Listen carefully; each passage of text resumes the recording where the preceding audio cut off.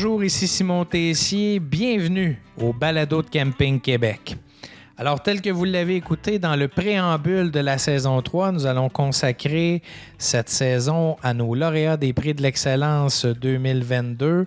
On va discuter avec des entrepreneurs, des intervenants du milieu touristique.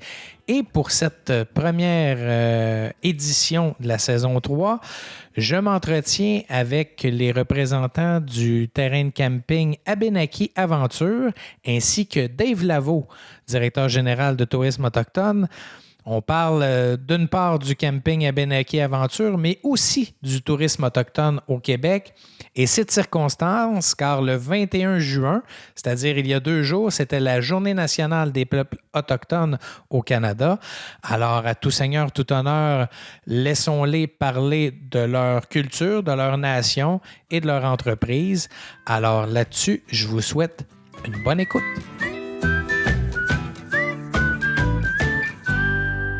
Martin et Steve Obomsawin, salut messieurs. Salut. Bonjour. Écoutez, vous êtes les... on va vous présenter comme il se doit, là, mais vous me corrigerez au besoin. Là. Vous êtes propriétaire du camping Abénaki. C'est une entreprise familiale. C'est ce que je peux comprendre. Vous êtes situé dans quelle région? Puis dites-moi un peu là, de quoi est constitué le camping. Oui, bien, on est situé au centre du Québec, le camping Abénaki Aventure. C'est un camping qui offre une expérience en groupe avec des terrains en cercle de 3, 4, 6 et 8 terrains par section. On est ouvert depuis l'été 2021. C'est notre troisième saison. En fait, on peut dire 2.5 saisons parce qu'on a débuté en août 2021. J'aimerais que ton père me dise, l'idée, elle est venue de où? Quand on décide d'ouvrir un terrain de camping tout bonnement comme ça, qu'est-ce que vous faisiez avant? C'était quoi l'objectif derrière tout ça? L'objectif, c'est parce on avait le terrain, ça l'aide beaucoup. Et par expérience, il y a longtemps, j'ai campé au camping Vacances Bromont. Jacques était propriétaire à l'époque. Il n'y avait pas de place à nous recevoir. Il nous a offert son parking d'Overflow. On s'est parqués tous en cercle. On a fait un peu en plein milieu du parking. C'était le plus beau week-end de camping avec tous mes amis. J'ai dit, si un jour je construis un camping, c'est comme ça que je le veux. Puis, dans le milieu autochtone, c'est le cercle qui compte dans tous les cas. C'est qu'on a fait ça en cercle. Ça va bien. Au Danak, où est-ce que c'est le camping? C'est une réserve indienne Abénakis, en passant. Les gens, quand ils viennent chez Abénaki, ils ne savent pas c'est quoi, mais Abénaki, c'est notre nation, en fin de compte. On est des Abénakis, comme il y a des Wendat, puis il y a des... Fait que c'est différent. Les gens qui viennent chez nous, sans le savoir, viennent visiter une communauté autochtone. Ils sont très contents de l'apprendre quand ils arrivent sur place. C'est pour ça qu'on fait une genre de procession de feu, on place le feu, le tracteur au milieu. Les gens trippent fort avec ça.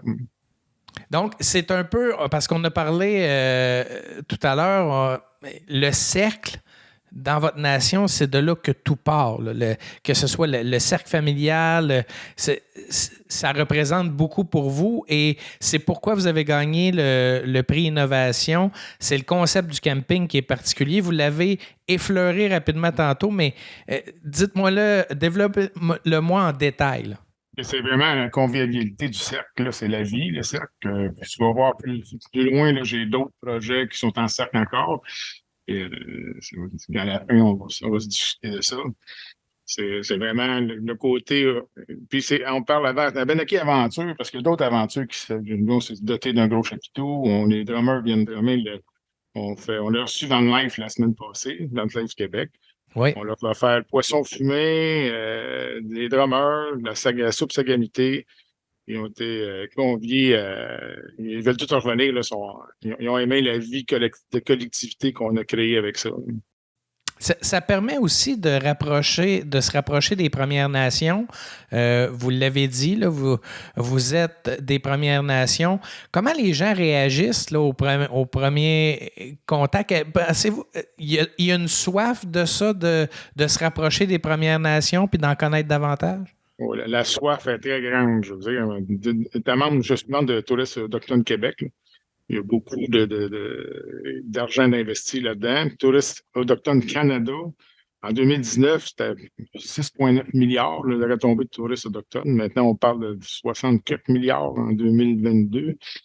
Puis le gouvernement investit beaucoup dans le tourisme autochtone en plus, parce que les gens veulent nous connaître davantage qu'avant la pandémie, qu'est-ce qui est arrivé aux enfants là, dans les pensionnats. Je pense que ça a ouvert les portes à la communication, à la réconciliation. Là. Mais je pense que quand ils viennent nous visiter, là, ils nous réconcilient facilement. Là. Vous avez parlé de tourisme autochtone. Je vais d'ailleurs m'entretenir avec Dave Lavaux dans ce même épisode. Alors, on va parler de vous, mais on va parler du tourisme autochtone en général. Je pense que c'est important d'en parler. Puis, il y a de belles initiatives. Là, on voit une belle progression dans le produit. Puis, vous en êtes la preuve vivante. Là, ce que j'ai compris du concept, là, parce que moi, j'ai votre dossier de candidature, là, c'est surtout des groupes qui réservent chez vous. Puis là, je veux pas vous prêter d'intention, mais on peut veiller un peu plus tard chez vous qu'on peut dans la plupart des terrains de camping. Est-ce que je me trompe ou c'est le cas?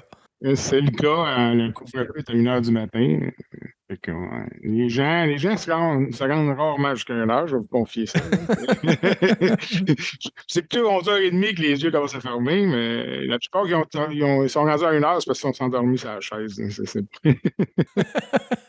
Ben, ils ont des activités toute la journée de toute façon de nos jours. C'est pour ça que les campeurs veillent moins tard. Mais si des gens veulent faire le party chez vous, c'est possible de le faire.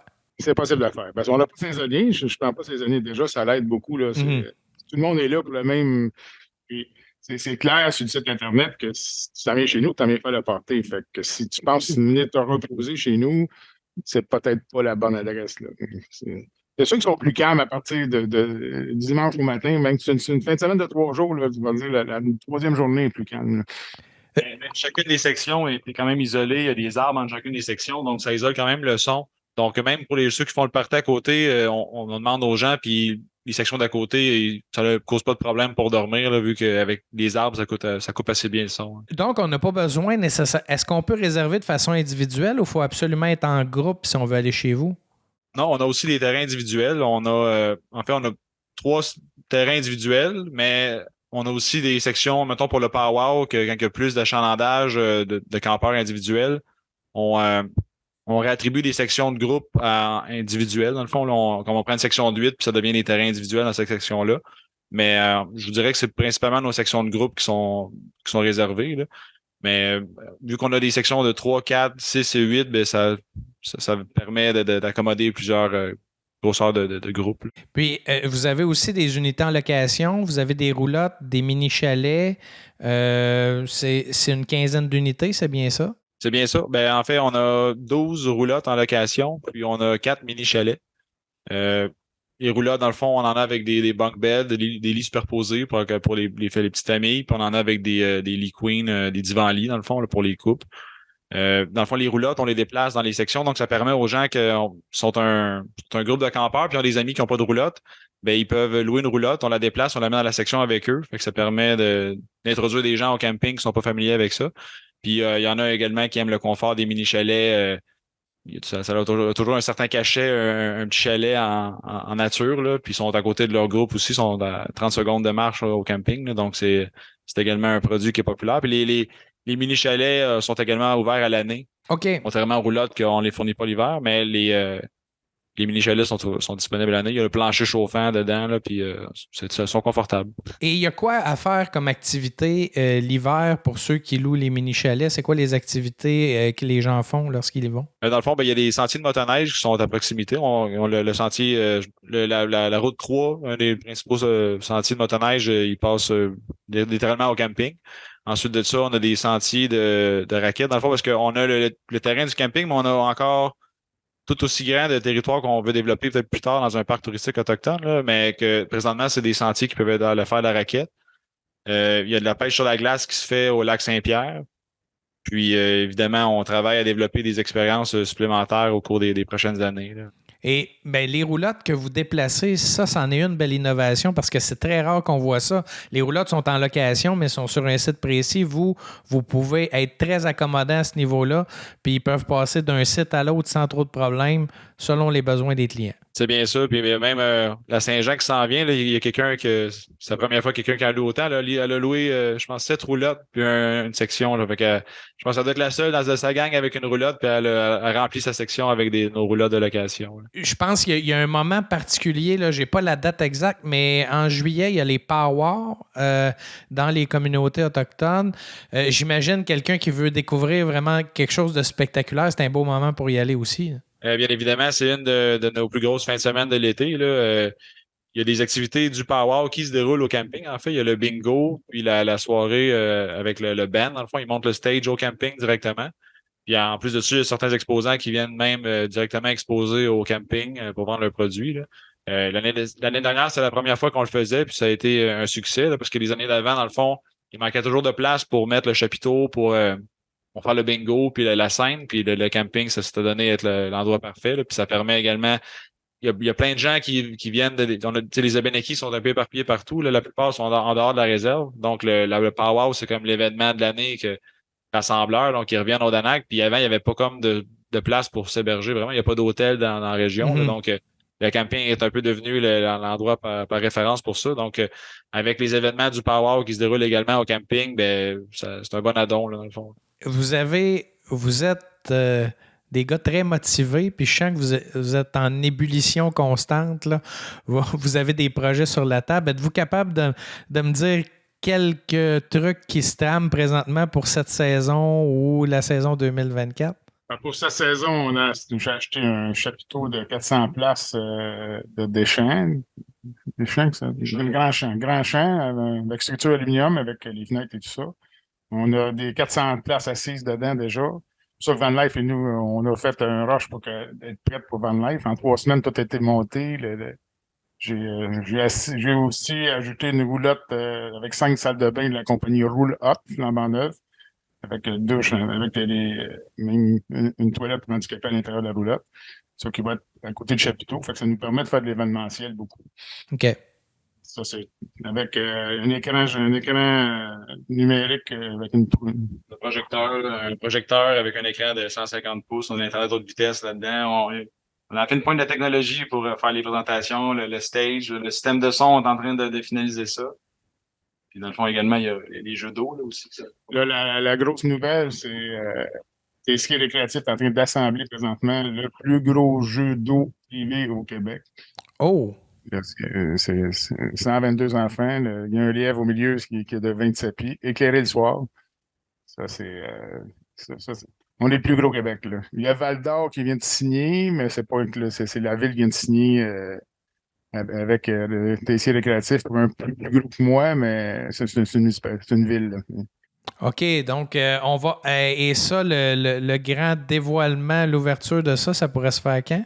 Le 21 juin de cette année, c'est la journée des Autochtones. Fait qu'on va faire la mise en service ce journée-là avec TVA, Radio-Canada.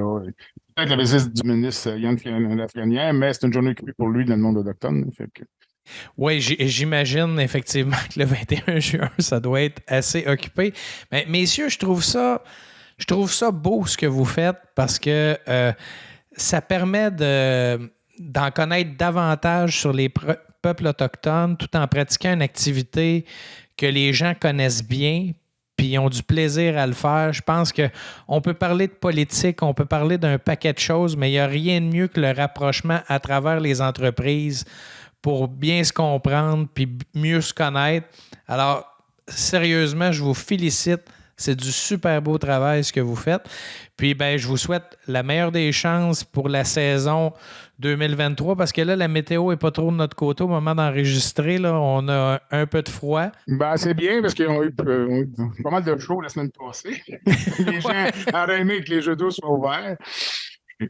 Nous, au Danac, ça se passe quand même bien. Moi, je suis très boisé. Ça ressemble à un terrain de la CEPAC. Fait qu'on on est quand même bien, même s'il fait chaud ou froid, ça coupe le vent. C'est une forêt mature. Je ne suis pas stationnement dans le Walmart que j'ai. Là. Non, on est je connais bien la région, mais on est en pleine nature. C'est une belle façon de camper, puis c'est recherché par les gens. Alors, moi, j'ai pas d'autre chose à vous dire que de vous souhaiter que tout se déroule pour le mieux pour la saison 2023. Tantôt, on parlait des activités à faire. J'ai oublié de mentionner un des principales activités de la région, ben, il y a le musée des Abénakis, évidemment. Si vous voulez découvrir la culture Abénaki, c'est l'endroit par référence, puis c'est ouvert à l'année. Donc, autant l'hiver pour les gens en mini-chalet, puis l'été, on encourage tous nos visiteurs à aller visiter le musée. C'est vraiment la place idéale pour découvrir la culture, notre culture. Effectivement, je suis allé, puis d'ailleurs, on va faire le tour de façon plus approfondie avec Dave Lavo tout à l'heure. Puis on va parler là, de tout ce qui s'offre comme possibilité. Vous en êtes un bel exemple. Puis il n'y a pas que vous, puis il y a plusieurs nations au Québec là, de Premières Nations. Alors, on peut en découvrir plein, puis vous êtes de fabuleux porte-étendards de votre nation. Alors, félicitations pour ça, messieurs. Merci beaucoup. Merci beaucoup. Bonne saison.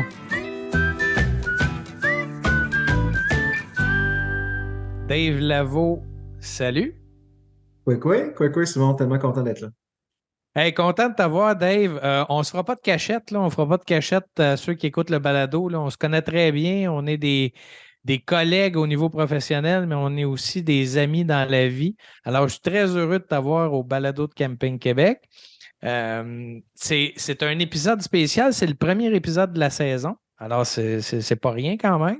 Ouais. Tu me diras, tu as attendu la saison 3 pour m'inviter. Mais je devais avoir un prétexte. Puis là, le prétexte, c'est qu'on a un camping à Benaki Aventure qui a gagné la première place au prix Innovation 2022 des prix de l'excellence, soirée à laquelle tu assistais en plus, et par hasard, parce que tu n'as rien à voir avec le fait qu'il ait gagné ou pas. Ben, quoique, pas tout à fait vrai. Tu as à voir beaucoup avec le fait qu'il ait gagné parce que vous offrez du support. Mais à tout seigneur, tout honneur, là, dis-moi ce que tu fais dans la vie. C'est qui Dave Lavo et surtout, c'est quoi Tourisme Autochtone? Je vais commencer par te remercier. Super content d'être là, Simon. C'est vraiment le fun d'être ensemble encore une fois. Puis, effectivement, à tous ceux qui vont découvrir que tu as des amis, ben oui, ça se peut, c'est possible. Mais farce à part, on est aussi, bien sûr, des collègues de l'industrie. Ben écoute, je vais commencer par rapidement, moi, dans le fond, je suis natif de la nation Huron-Wendat, là, près de Wendake, pour ceux qui connaissent, près de Québec. J'ai grandi là. Je dirige Tourisme Autochtone Québec, qui est une belle ATS comme Camping Québec, dans le fond, qui existe depuis 32 ans, mais moi, je la dirige depuis 12 ans. On accompagne donc, nous autres, Simon, tu le sais, là, tous les entrepreneurs en tourisme autochtone, mais aussi les communautés. Donc, ça, c'est une autre dimension. Donc, les conseils de base, là, qu'on accompagne dans leurs opportunités, dans leurs enjeux touristiques. Donc, c'est ce que je fais. Je suis, comme toi, un passionné du tourisme, donc assez impliqué aussi à droite et à gauche, là. Puis, Tourisme Autochtone Québec, je le disais, c'est une organisation, c'est une OBNL, qui, dans le fond, qui accompagne tous les entrepreneurs autochtones. Je dirais, on est actif autant en mise en marché, en promotion. J'ai une partie de mon équipe qui est concentrée là-dessus et j'ai une partie de mon équipe qui est davantage concentrée en accompagnement. Donc, pour aider les promoteurs, dans ce que j'appelle, moi, souvent, une approche pâte à modeler, là. Je veux dire, on fait pas de mur à mur. On fait pas de. OK. Tu sais, on essaie de s'adapter à chaque réalité d'entrepreneur selon ses besoins. On a différents services, différents programmes pour les aider pour les propulser, puis aussi les aider quand il y a des périodes plus difficiles à différents niveaux, le coaching, formation, développement de produits. Bon, on pourra s'en reparler un petit peu plus tard, là, mais c'est un peu ce qu'on fait depuis 32 ans, en lien direct avec les partenaires de l'industrie, avec le ministère du Tourisme, mais aussi avec l'Assemblée des Premières Nations du Québec. Si on parle spécifiquement de Abenaki Aventure, là, par exemple, qu'est-ce que vous avez fait avec eux dans l'aide du développement de leur entreprise? Différentes petites choses. Évidemment, le premier, c'est de les aider à se faire connaître, hein. C'est souvent un des éléments. Puis c'est encore plus vrai en tourisme autochtone parce que on a affaire souvent à des plus petites entreprises, des PPP-PME. Puis nous, une partie de notre clientèle, une partie importante de la clientèle, elle est hors Québec. Alors souvent, ces entreprises-là n'ont pas nécessairement les moyens, puis on comprend là, de tirer partout, puis de faire de la promotion à l'extérieur du Québec, surtout en Europe. Alors nous, c'est un peu là qu'on prend le relais souvent des entreprises comme telles. On a des moyens assez importants quand même là, en mise en marché. Là, qu'on a annuellement quelques millions de dollars qu'on investit sur les clientèles touristiques, beaucoup en France, en Allemagne, je dirais, dans le nord-est américain de plus en plus. Donc, ça, c'est un des premiers gestes qu'on fait avec des nouvelles entreprises qui sont en innovation, qui atterrissent sur le territoire, notamment avec Martin et son entreprise. Donc, ça, c'est un élément. Puis ensuite, vient se greffer des aides. Je te dirais, on était actifs pas mal, je te dirais, dans les 2, 3 dernières années, notamment sur le numérique. Donc, on a aidé un certain nombre d'entreprises là, à faire le virage numérique, à identifier un petit peu c'est quoi le premier geste, qu'est-ce qu'on peut faire pour les aider à améliorer un peu leur performance numérique, tantôt sur la réservation, tantôt sur la stratégie numérique. Donc, c'est le genre de gestes qu'on pose avec les partenaires, avec les membres, puis on les pousse à différents niveaux là, dans le cas d'entreprise avec Martin. Tout ça, c'est aussi sur le développement durable parce que ça, au-delà Ouais. du buzzword, là, soyons clairs, là, on est rendu là en 2023 aussi concrètement de permettre à nos entreprises d'améliorer certains aspects là, pour être un peu plus verts, un peu plus durables.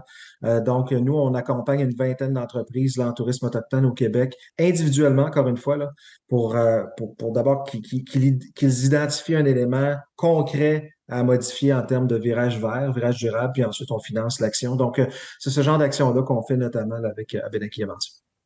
Vous avez plusieurs entreprises. Abenaki Aventure en est une. Martin et Steve me disaient euh, les gens, les gens en veulent. Ils veulent consommer du tourisme autochtone. Oui, les touristes étrangers, mais les Québécois ont soif d'en connaître davantage. As-tu des exemples là, d'entreprises comme Abenaki Aventure? Est-ce que c'est possible pour des gens de découvrir des hébergements insolites en tourisme autochtone? Qu'est-ce qui peut se faire pour un campeur québécois en tourisme autochtone, que ce soit dans des attraits ou des terrains de camping? Qu'est-ce qu'on peut voir?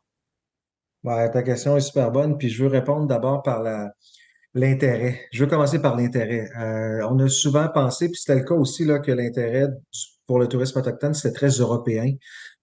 Puis les études, là, je veux dire, d'année en année, venaient confirmer ça. Là. La plus récente nous mentionnait que 63% des Français, 53% des Allemands veulent vivre une expérience autochtone. Et là est arrivé, Simon, la pandémie, comme tout le monde, malheureusement.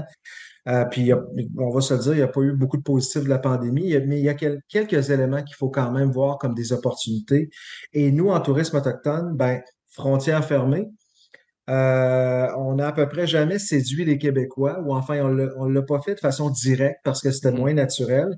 Puis là, ben, on se retrouve dans une situation où on n'avait pas le choix, on va se le dire, et soudainement, non seulement on ouvre les portes aux Québécois, non seulement on ressente nos campagnes de promotion durant la pandémie auprès des Québécois, mais aussi on se dit, hey, on va aller chercher leur intérêt. On avait engagé la firme Léger Marketing, puis pour une première fois, on leur a demandé, là, en toute indépendance, c'est quoi la perception des Québécois, c'est quoi leur intérêt, c'est quoi leur niveau de connaissance. Puis, écoute, 89% des Québécois, 89% des Québécois nous disent, on veut vivre une expérience autochtone, mais le même nombre, 88, là, à peu près le même nombre en pourcentage, nous dit, on ne sait pas comment. On ne sait pas trop si on est tout le temps le bienvenu, on ne sait pas trop. Tu sais, on veut pas faire tu sais, on sait quel mot on utilise, où on va, où on trouve Mhm. l'info, etc. Fait que, qu'est-ce qu'il y a à faire en tourisme autochtone, là? Il y en a pour tous les goûts, là. Il y a 247 expériences touristiques à propriété autochtone au Québec, là. Ça part du musée, ça part du festival que souvent on appelle un powwow, là. Il y a Mhm. un festival powwow à toutes les fins de semaine en passant, là, au Québec. Oui, Donc, c'est... d'ailleurs, m'attends toujours mon invitation, là. Oui, oui, Ce oui, que oui. j'ai pas eu encore, là. Non, hein? Faudrait Ouais. régler ça. On va régler ça à la fin de l'entrevue. J'ai tiré le suspense, mais on va vivre ça ensemble bientôt. Puis, tu sais, il y en a une trentaine, Simon, au Québec, des Mhm. powwows. Il y en a des plus gros, il y en a des plus petits.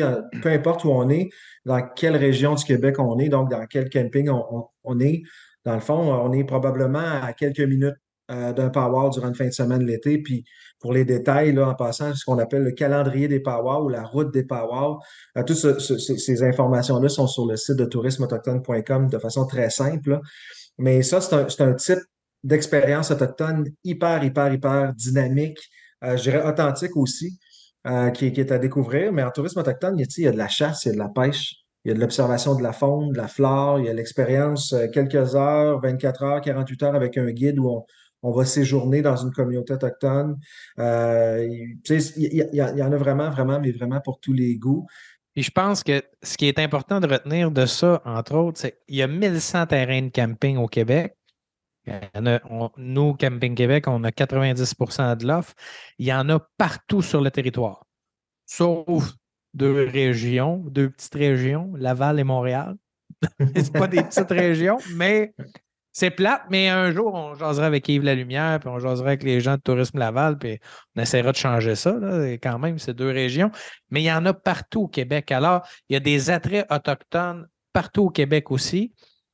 Plusieurs communautés, nations, je ne sais pas c'est quoi le terme, Ouais. le meilleur terme à utiliser, mais il y a une variété d'informations, de culture à connaître. Alors, le faire en camping, le faire en hébergement insolite, il y a de multiples possibilités. Puis je pense que c'est une belle occasion de découvrir les peuples autochtones à travers le Québec. Ben, j'ai envie de dire que nos deux secteurs se ressemblent beaucoup parce que tu vois, il y a de l'offre autochtone en tourisme dans 17 régions au Québec. Donc, tu sais, c'est à peu près Oui. un peu les mêmes proportions dans le fond. Euh, Puis, tu sais, tu poses une super bonne question, là, tu sais, les termes, là, tu sais, au Québec, il y a 11 nations, il y a 55 communautés.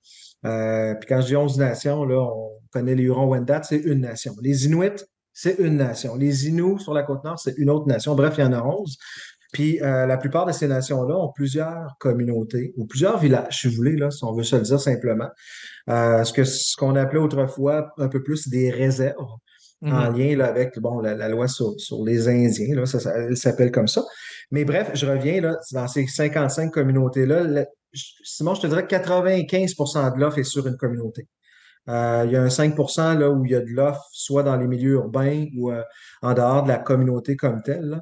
Mais bref, il y a des expériences à vivre vraiment, vraiment aux quatre coins. Puis, tu sais, bon, moi, j'aime pas beaucoup le terme réconciliation parce que personnellement, je me suis chicané avec personne, là. Mais on peut parler de rapprochement, on peut Oui. parler de mieux se connaître. En tout cas, là-dessus, on se trompe pas trop. Je pense qu'on est tous pour ça. Puis je te connais bien aussi. Je sais que tu es dans le même esprit. Puis souvent, la question, c'est je pars où? Je commence comment? Tu sais, tu sais, des fois, oui, on peut avoir un ami, on peut avoir une occasion d'affaires, mais mettons qu'on ne l'a pas, tu sais, on dit, je commence comment pour m'intéresser ou faire le premier contact avec les nations autochtones?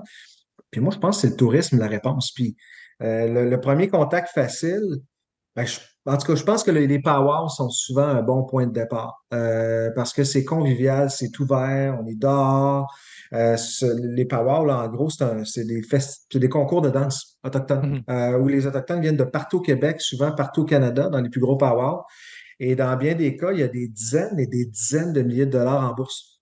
Donc, les Autochtones, d'une fin de semaine à l'autre, vont se promener, parfois même de l'ouest à l'est du Canada, vont participer à ces concours-là. C'est très spectaculaire parce qu'ils sont notés non seulement sur les performances de danse, sur le rythme, mais aussi sur la beauté de leur régalia, je veux dire leur costume pour qu'on se comprenne.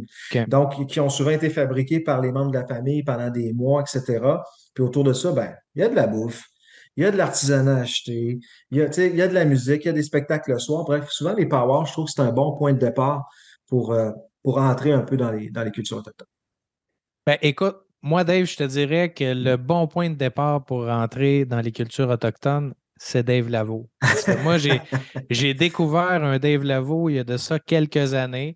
Puis je me cacherai pas, là, comme plusieurs autres Québécois de souche, ben, j'avais mes préjugés, puis tout ça. Puis tu as rapidement été une oreille et un éducateur qui m'a rapproché des Premières Nations, qui me les a fait aimer.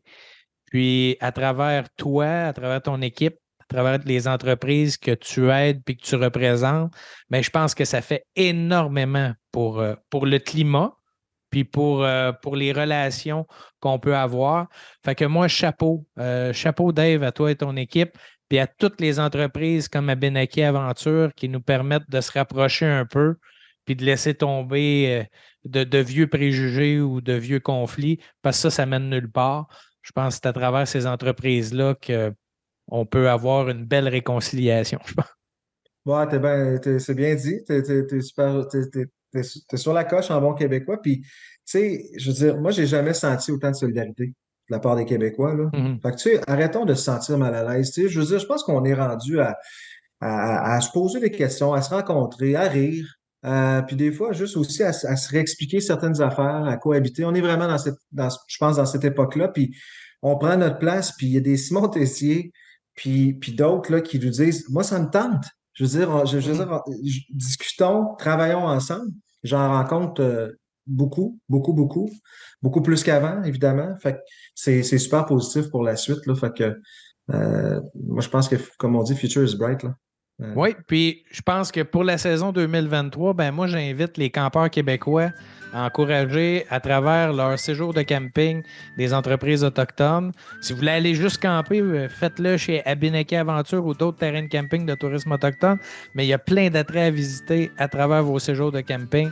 Alors, je vous invite à le faire. Puis Dave Lavaux, merci beaucoup. Puis bonne saison de camping 2023 à toi et ta gang.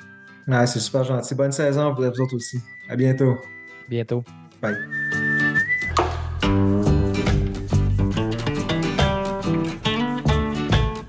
J'espère que cet épisode vous a plu. N'hésitez pas à nous transmettre vos commentaires et suggestions.